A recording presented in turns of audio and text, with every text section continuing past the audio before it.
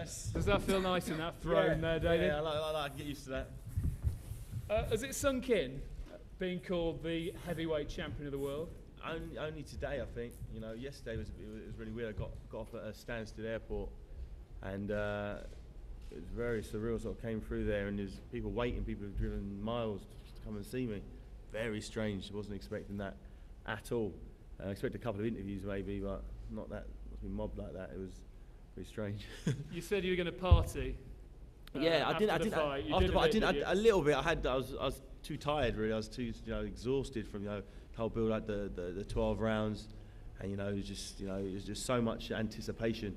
It was just the sheer sort of relief of sort of realising my dream. I told anyone that'd listen. I did my best to sort of promote the fight as much as possible, and I wanted everybody to watch it. And I got a really good response from everybody. So it went exactly how he wanted. Bar the knockout, it went exactly how he wanted it to. It seemed there was never a doubt in your mind throughout the fight. Is that the way you saw it? Yeah, as well? Definitely. I've been boxing since I was 10 years old, and one thing I know when I'm in the ring is if my opponent isn't landing any punches, he isn't winning the round. I'll always be landing clean shots, and as long as the opponent isn't landing, then I've never had a round scored really against me when I haven't been hit. So it's pretty simple. I was going back to the corner. I felt fresh. I wasn't getting hit. I was controlling the ring. He was missing aimlessly. He was getting frustrated, desperate. He ended up like shadow boxing at one stage just to do something with his arms because he couldn't hit me. And it was a nice feeling to have the heavyweight champion of the world missing, getting frustrated. His corner was screaming at him, imploring him to just put the pressure on, but he couldn't. He didn't know how to do it. When he went to the scorecards. Was there ever a doubt in your mind? There wasn't a doubt until he said we have 114, 140 and gave it a draw.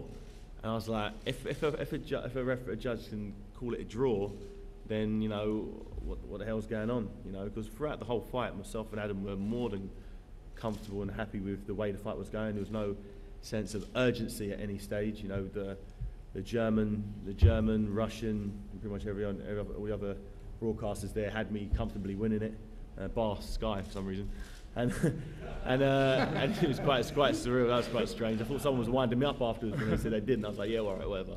But they didn't apparently. So BBC had me up as well, clearly, comfortably, so it went exactly how he wanted. We knew he'd get frustrated. We knew he'd miss. I knew I'd counter him, and I wanted to put a sort of a masterclass on where I just show a side of me I've never had to show before, and that's my defensive side. Everyone knows I can go out there blasting away. I've had knocked out. Again, into that fight, I knocked out 21 of my 22 opponents. That means I can punch. It means I always go for the knockout. This time round, I showed a completely different side of myself that people didn't think I had. People didn't know that I could control myself. They didn't know I had the discipline. They didn't know I could stick to a game plan for 12 rounds. But I can do that.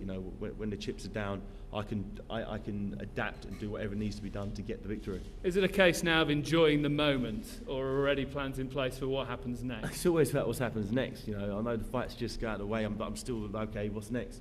Next is John Ruiz. He's the mandatory WBA challenger. I have to fight him, otherwise I get stripped. So I don't want to get stripped of my title just yet. I feel that I'll knock out John Ruiz.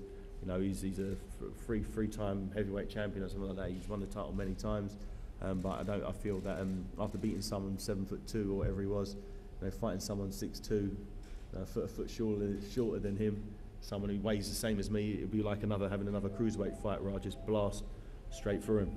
If I can put a question to Richard Schaefer. Obviously, interest now in America. A couple of big lottery winners over the weekend. Has David just won the lottery as far as the heavyweight title goes? Well, he was very determined throughout his career. That was his goal. That's what he wanted to achieve, and he worked hard and he got it. And so he's now the new heavyweight champion of the world. And I think for all of us fight fans, sports fans, it's really great, because for how long have we been asking for a new charismatic heavyweight champion of the world? There was none.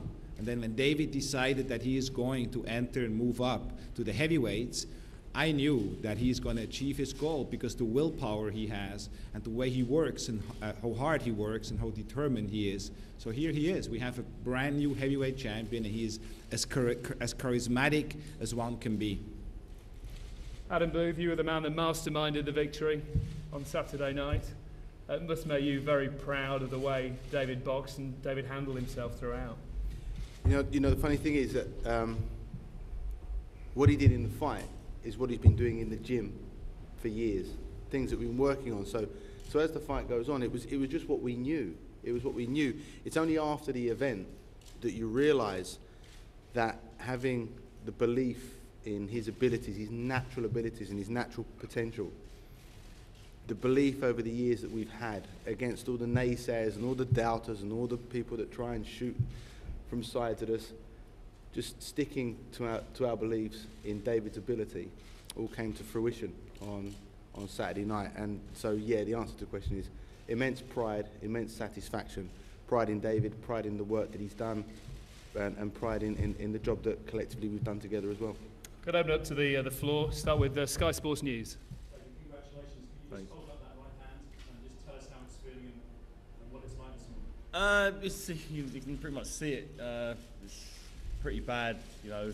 I'm going to go for an X-ray. It felt the same with what happened in the Jacob Pragameni fight, in my European title defence. I broke it on the top of his head.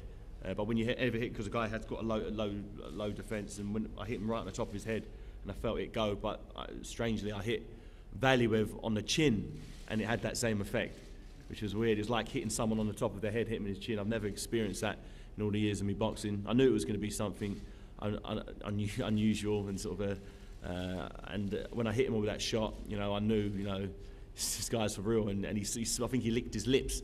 I hit him with that shot on the chin. He thought, I thought, oh, okay. I dish a few more of those out, hit him a few body shots. So I had to be very sparing with my right hand after that. But you know, the stuff we done in the gym, tactically and technically, was very sound. So you know, I knew I could revert back to, you know, winning the fight and slowing the pace down, making him miss, making him look clumsy. You know, it's hard to score a round to an opponent who's just continuously missing. You know, it's not a sign of a good boxer. Someone who's controlling a fight, someone who's missing. You know, every shot that I threw was either landing or coming close to landing or stunning him. It was very clean and crisp punches. And that's what I trained to do, you know, throw eye-catching shots that would catch the judge's eyes, you know, pick up the pace when I needed to. And, you know, and I think in the last round, you know, I think I hit him with a shot harder than he's ever been hit before. You know, I wanted to make sure that he left the ring knowing that he came second best. Because one thing chasing someone around the ring and not being able to hit him and getting countered. But, you know, until I actually stunned him there, you know, if you watch the fight again, as soon as the final bell goes, he touches my gloves and drops his head down as someone who's lost the fight clearly. He knew it. He's never felt like that before. Have his legs go to jelly, you know, and it was a nice feeling for me. And this is a question for you and for Richard. After the Rules, what's the biggest fight out there for you next? I think it's obviously one of the Klitschko brothers. Either, I don't bother. I'm not fussed which one it is. Whichever one's available, we can sit around the table and make it happen. You know, I'll be the WBA champion, and fingers crossed they retain their titles at that point, and we can have a huge unification fight. I totally agree. I think if you ask fight fans or sports fans, period, what are the biggest showdowns in boxing today, I think most of them would agree that one of the Klitschko's against David Haye would be a huge fight, a fight which really will have global interest and appeal. So you've been talking about being out again with 31 2 years ago. If it all went well, how many more fights would that mean before you retire? Obviously the John Moraes fight, both the Klitschko's and a couple of defences. You know, hopefully there'll be a guy coming through who causes a lot of hype and is looking good. So you know, I hope once these Klitschko guys are out of the way, hopefully there's a young guy coming through, someone who's mid-20s, fresh, that could try and test me. And the reaction you've had since you arrived here, has it surprised you? And Yeah, it's very surprising. You know, the media coverage. You know, I was not expecting a tenth of what I've received this time round. You know, I know everyone said, you know, your life's going to change, and I always thought that was just something they say. Everyone said that before I won the cruiserweight title, but it seemed pretty much the same after that.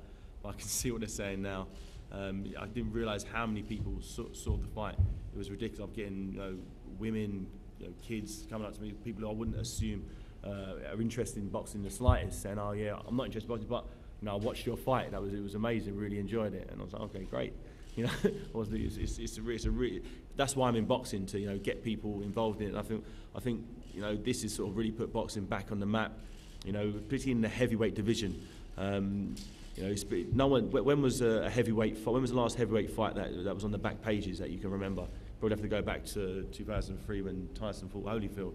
Since then, there hasn't really been anything that sort of catches the public's imagination or anyone's imagination. Has there been any contact with the Klitschko's yet? And that Ruiz fight, can you confirm a date and a time for that? Can't confirm a date and a time for Ruiz yet. We're going to look at David's hand, let that settle down, let the alcohol get out of his system, and then we'll start training again. But it will be John Ruiz,